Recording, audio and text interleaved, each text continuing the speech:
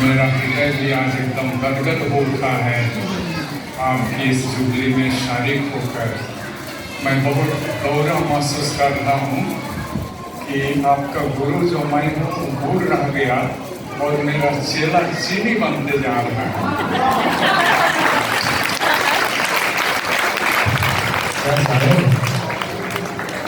तो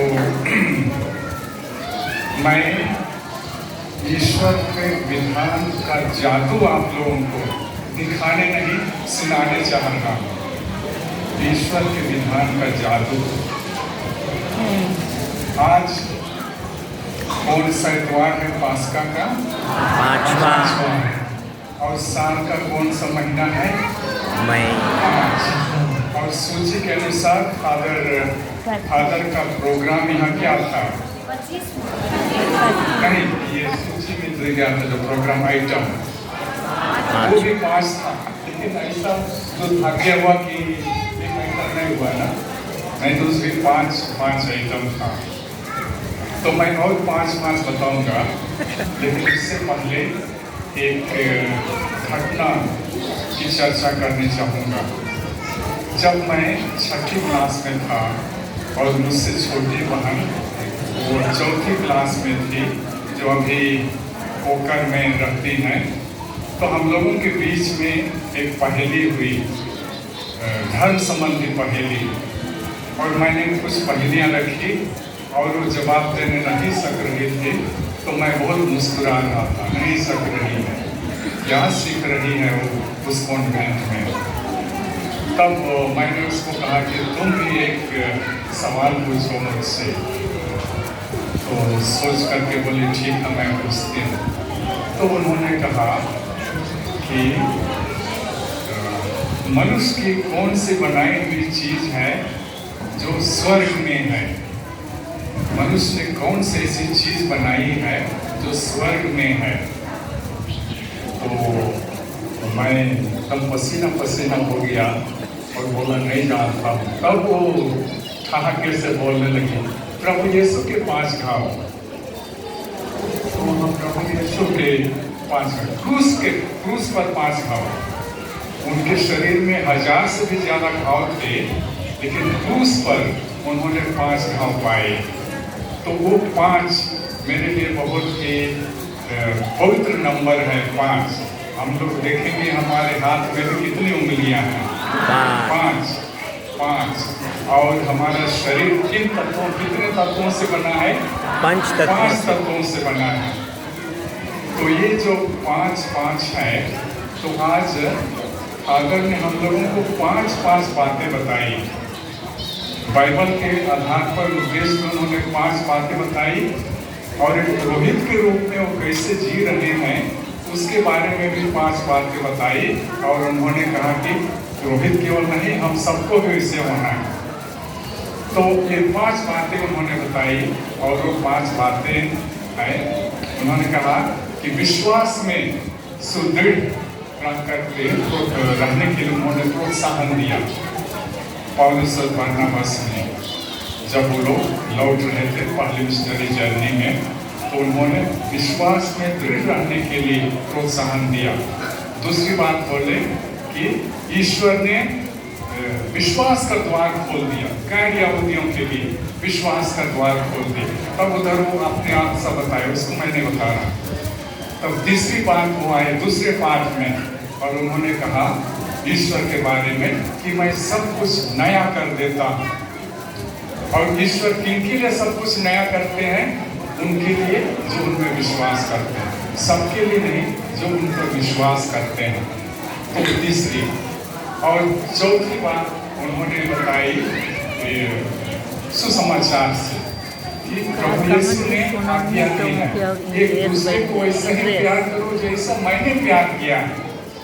और उन्होंने बताया कि हम लोग की मुश्किलें हैं कि हम लोग प्यार करने लगते हैं अपने ढंग से, इसलिए गड़बड़ियाँ होती हैं।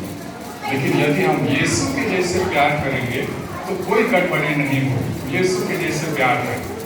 और 5वीं बात तो बोले कि यदि हम यीशु के जैसे प्यार करते हैं तो लोग जानेंगे कि हम यीशु के शिष्य हैं। तो तो यीशु के शिष्य हैं, वो बात स्पष्ट हो जाएगी जब हम मेल प्रेम से जाते हैं।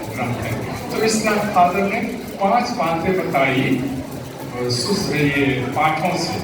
उसके बाद में उन्होंने अपने जीवनी की चर्चा करते हुए 5 बातें बताई, जिसमें पहली बात बोले कि पुरोहित एक अल्तेर ख्रिस्त है, अल्तेर क्रिस्तुस, एक दूसरा ख्रिस्त है, तो दूसरा ख्रिस्त है। और वो बोले कि ना केवल पुरोहित लेकिन प्रत्येक व्यक्ति एक दूसरा ख्रिस्त है।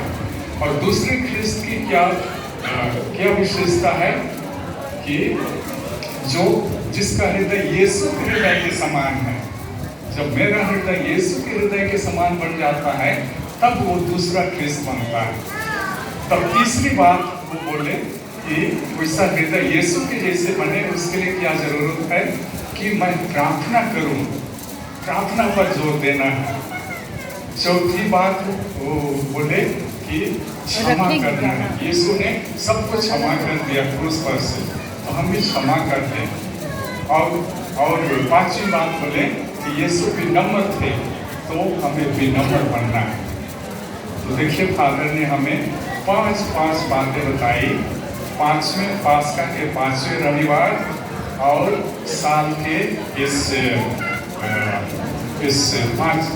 5वें महीने में, तो कैसे ईश्वर का विधान है, कैसे ईश्वर हमको झुकाते हैं। और उसमें अंक के द्वारा, मेरी समझ में बहुत बात, अंक के द्वारा ईश्वर अपने विधान को प्रकट करते हैं। तो अब हम आगे बढ़ेंगे। तो फादर जब उनका जन्म हुआ, जिस साल उन्होंने जन्म दिया, उस समय मेरा जन्म इस दुनिया में नहीं, लेकिन धर्म संघ में मेरा जन्म हुआ। धर्म संघ में मेरा जन्म हुआ जब उनका जन्म हुआ 70 ईस्वी में। तो उस समय मेरी उम्र 22 साल की थी। उसको फादर बता रहे थे 22 साल, 22 साल तो उनका जन्म हुआ। और फादर से मेरी भेंट हुई, पहली बार जब मेरी भेंट हुई, 3 बार मेरी भेंट हुई है, 5 बार नहीं 3 बार भेंट हुई है।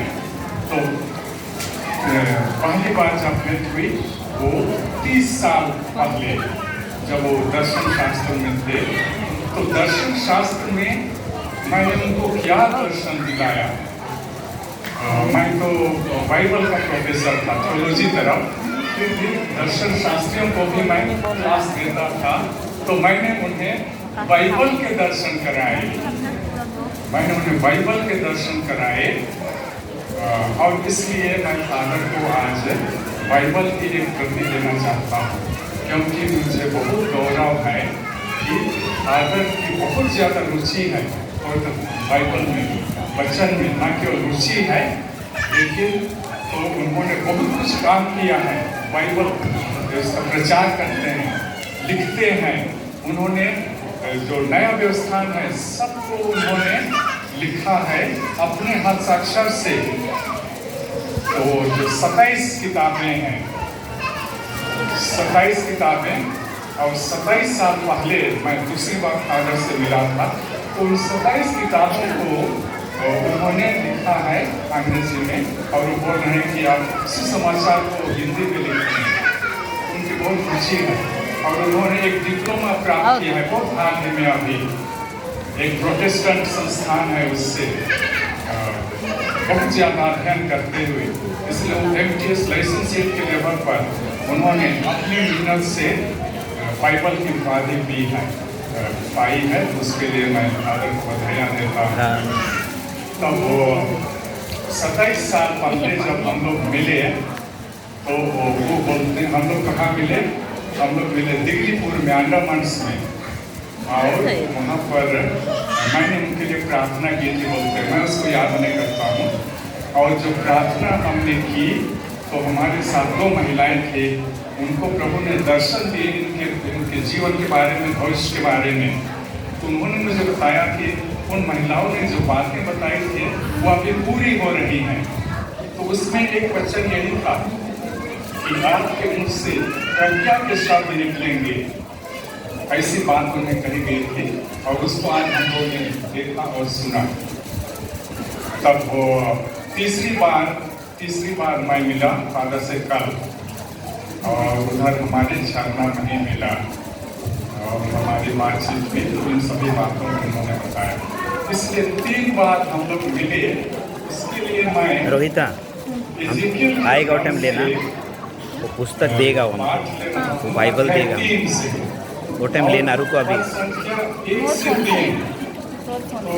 स्पीकर से कंटिन्यू कर सके तो ये फादर के लिए लागू होती है, और मैं लागू भी करवा रहा हूँ। He said to me, Son of man, eat what is given to you. Eat this scroll and then go and speak to the people of Israel. I opened my mouth and he gave me the scroll to eat. Then he said to me, Son of man, eat and fill yourself with this scroll that I am giving you. I ate it and it tasted as sweet as honey. ईश्वर ने उनको पुस्तक देते हुए कहा, नबी इज़ेकियल को, इस पुस्तक को लो और खाओ। और वो इज़ेकियल उसको खाने लगा, लेकिन एक पुस्तक के रूप में नहीं था, वो स्क्रोल के रूप में था, वो लंबा सा वो कागज जैसे। तो उसको खाया और जादू करते हुए से, और तब वो जब उसने खाया तो मधु सा मीठा लगा उसको। तो फादर जी, मैं आपको ये किताब दे रहा हूँ और वही बोल रहा हूँ, आप खाते रहे हैं, आप और भी खाइए, और मधु रस के जैसे आपको मीठा लगे, और आप जो बोलते हैं ईश्वर के वचन, वो भी हमारे सभी लोगों को मधु के जैसे मीठा लगे। तो मेरी ओर से यही उपहार है। उसको मैंने ढक के नहीं दिया है कि दे रहा हूँ, खुला दे रहा हूँ कि आप खा सकें।